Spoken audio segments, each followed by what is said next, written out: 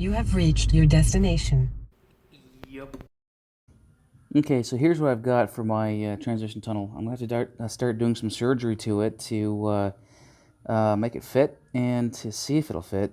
That's going to fit. I'm going to make it fit. But you can see here, center of the screen, where I've made a mark on this thing.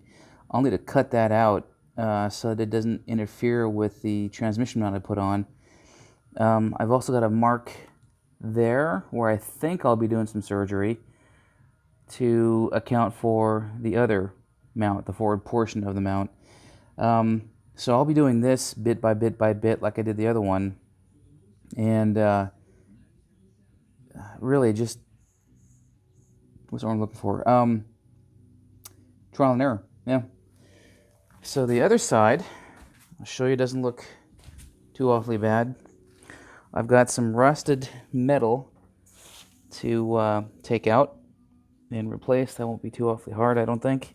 But under here, I don't suspect I have any interference issues. Up in here, I've got some known interference issues. Let's see if we can sit down. Here we go. There's one. There's the fat bottom that I've been talking about. So I'll need to open up the tunnel a little bit. Over here, I've got a interference issue, both up top and inside. So again, I need to make it wider. And then see if I can get in there. Yeah, a little bit, maybe not. I've got, so far, a little bit of clearance up in here. And I suspect that once I go down on the on those marks there, once I kind of do some surgery there and it fits better, I'll be able to gauge better whether I need to do some stuff. Yeah, we'll see. So I'll pause and do some cuts. Okay, so here's what I've got. I've got the front more or less tied down to the car, and I have cut a notch here. Forgot to cut a notch down there. I'll do that here next. But I've also cut a notch here and at the bottom there, so I can bend it in, and then when it's bent in, I will bend it out about right there. So I'll cut another notch. And I'll do just about the same thing here, but I'll just bend it in. Yeah, won't be tough. And here's pretty much how I'm doing it. I've got a, what is that, a 1x3, 4? I don't know. And I've got it lightly clamped to the transmission tunnel so as not to deform it. And I'm going to bend it in this way, and then I'll bend it back out probably around here. I'll need to refit that and find the best place to do it. Yeah, and I'll do the same thing over here where I've got that notch there. I also have to replace all of that cheese, that Swiss cheese metal. I'm going to do I'll show you how I'll do that here in a sec. I'll make a break as well and replace it all with new stuff. And here we go. So I have verified that I have nothing touching on the anything moving on the transmission itself. I don't want rub spots. I don't want vibration spots. Nothing like that. So here's what I did. First things first, right here. I bent that in and then bent it over. So I had a compound bend there. Again, I just used my, what do you call it, C-clamps and a piece of wood to form the straight edge. Did the same thing here. And you can see that I am just about to weld this all back together on the back end. My intention is to squeeze that together and weld that seam, weld it shut.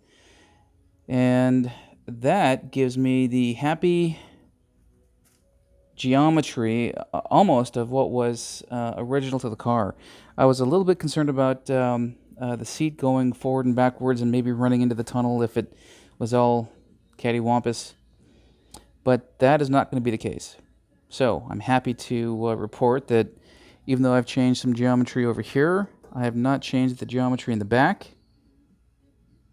And all of my, well, a couple of my mount points here, for example, match up. Same thing on the other side. Here's the other one that matches up. I am going to probably have to run a support piece maybe under here. I don't know why I would need to, though, because that's pretty stiff. Yeah,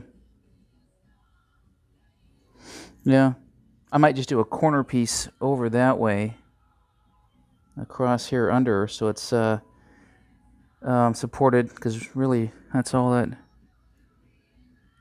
Yeah, something. Anyway, I'm not unhappy. I'm pretty jazzed about how this went. It's only taken me, I think, 3 hours to go at this carefully. So next step is to spot weld a couple spots here, and then let it cool down, and spot weld the back, let it cool down, and then replace all of that Swiss cheese. And that's gonna be easy. It's gonna be kind of fun too. Okay, so that's all stitched together, and what I'm doing next is all of that. All right, so each of these sills here are about 3 centimeters, and I have marked it off on a piece of metal here.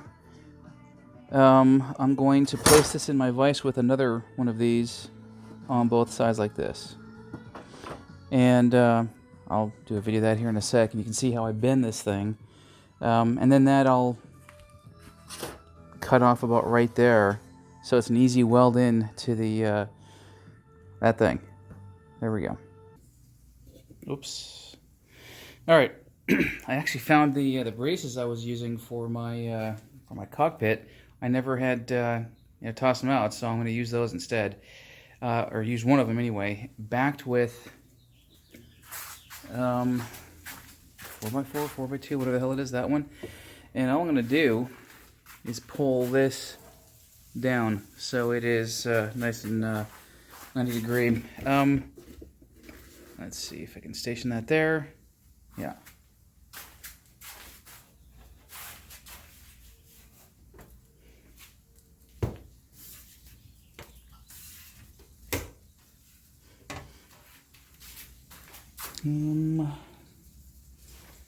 Yeah, let me pause.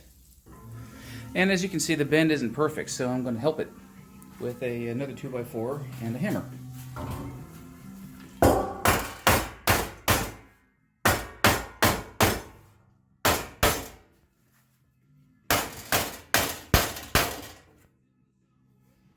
Much better.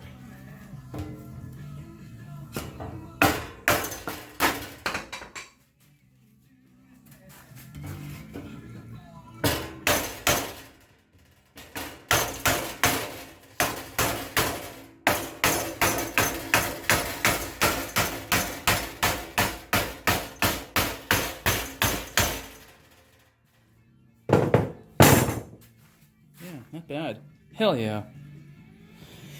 Alright, so if there's any case against or for or whatever, having all kinds of specialized machinery and brakes and metal benders and yada yada yada, I've got a vise and some wood, and that's what I use to do mine. So yeah, hell yeah. I'm going to pause and show you how it looked. And there we go. So there's the straight edge. Pretty gosh darn good. Alright, so I've got some patterns going here. I'm not sure I like what I see so far. I may just do a out and out custom, not custom, but I'm trying to use this. Okay. And what I'm likely to do, well, anyway, here's how it looks with it on. Just about centered. Goes through all the gears just fine.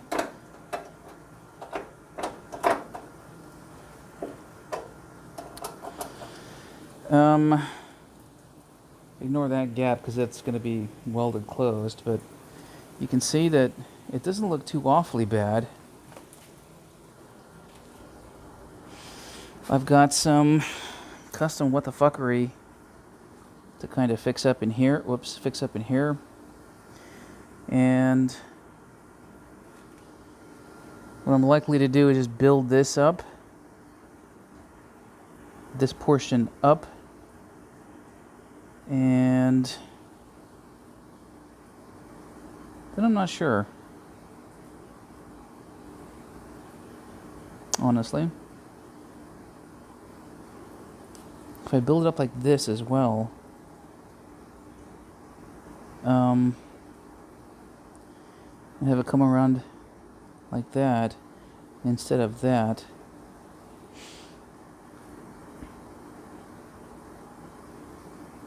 God, this would be so much easier if I was working with fiberglass.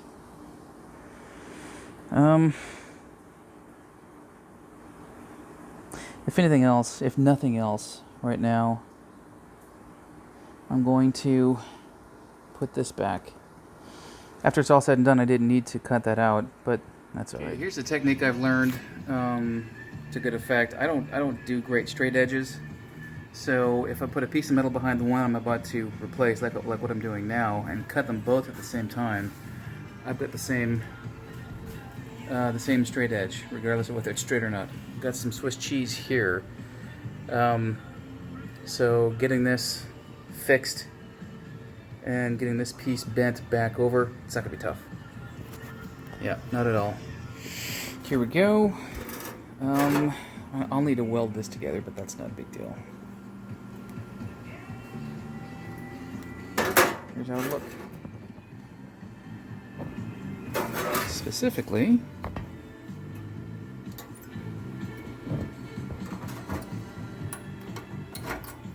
oh yeah, perfect, almost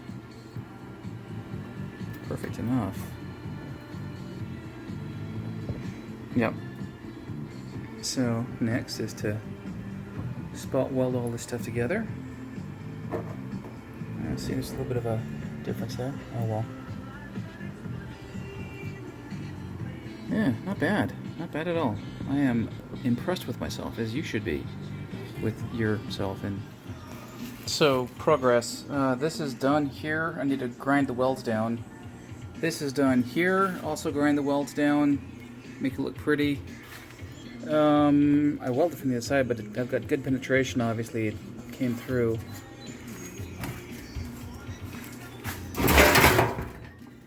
That's how it looks. Yep, not bad, not bad. As the crow flies. So, something I've got to do, I need to do the repair piece here. From Swiss cheese in some area, I just cut out the entire thing. So from here, here over I've got, and then from here over I'll square this up, make it easy on myself. I got a small piece here I've got to do. That won't be tough. I'll pause real quick. And I am patently undecided on what to do with this. I had a plan for Grandma's patchwork quilt, but I don't think I like that plan because I have a better plan. If you see this, you can see how, come on now, how uneven one side to the other is. So I'll probably just cut this down from one side to the other and make it easier on myself to form the pieces that I need to so it's even. I might not even have to use that top portion. We'll see. Yeah, we'll see. So I think I'm going to pack it in for the night. I need to eat and pick it back up in the morning. Okay, so I've got probably 4 hours of work I've put into this. I did more or less make the two sides even, and I put a piece of metal over that.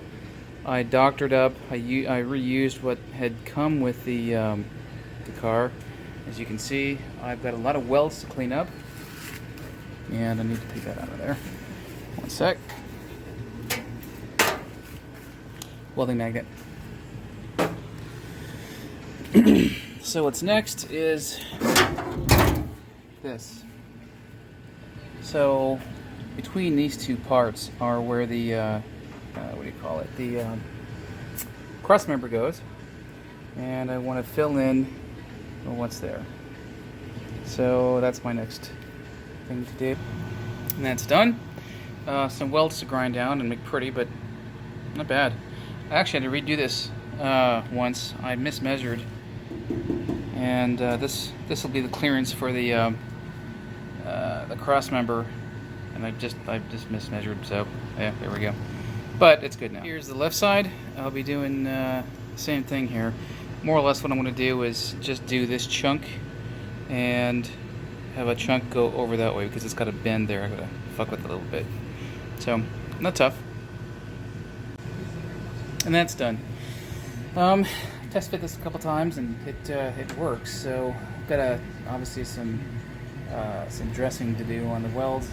I'll do that next on the entire unit, and I believe I would be done. And I'll paint it. I'll repaint it after I'm finished. Fill the cracks and then paint it rather. Yeah. Yep. I am not unhappy. And there she blows. So I've got a little bit of a thing there, but the bolt holes line up. My over the thing areas here line up on both sides. I'm gonna have to put a support brace from here to here. That's gonna be easy.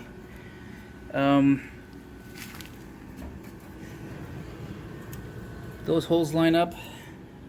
That hole lines up. Just move a little bit. There we go. Which means that piece is going to fit correctly without any modification or anything else. So I'm way stoked by that. Only thing I don't like about this little creation is that. So I may see if I could pound that out, or yeah, there we go. Pound it out or make it look more presentable. You can see that I've done some work on the welds. I haven't done a whole lot of work on the welds because this is going to get covered in sound deadening material and carpet and yada yada yada, so who gives a flying fiddlestick. I'm next going to fill the holes in either with tiger hair or with JB Weld. I never worked with JB Weld before, so I'll give that a shot, I guess. Let it cure, even it out, and paint this entire thing and stick it in storage until I need it. You can see, by the way, no interference with the gear shift. And I've got, what, an inch clearance. So I've got some room to put my, to put a rubber boot on easily. So, yep, I am not displeased. There's a Triumph TR7 boot that I used once before that I really liked how it came out. I might use that, or do a custom thing too. Don't know. And I'm done. First coat of spray paint. I think once it dries it'll look a little bit better, but so a little bit of JB Weld here. I did end up popping this out with a hammer, and then I filled in a little bit of body filler to kind of make it less wrinkly and more even. Once the carpet and everything else goes on there, you're not going to see that. So I was more looking for the continuity of the curve than anything else. And again, the paint here is for the coating and not necessarily for beauty. This is all going to get covered. I'm looking for rust inhibitors and that kind of thing.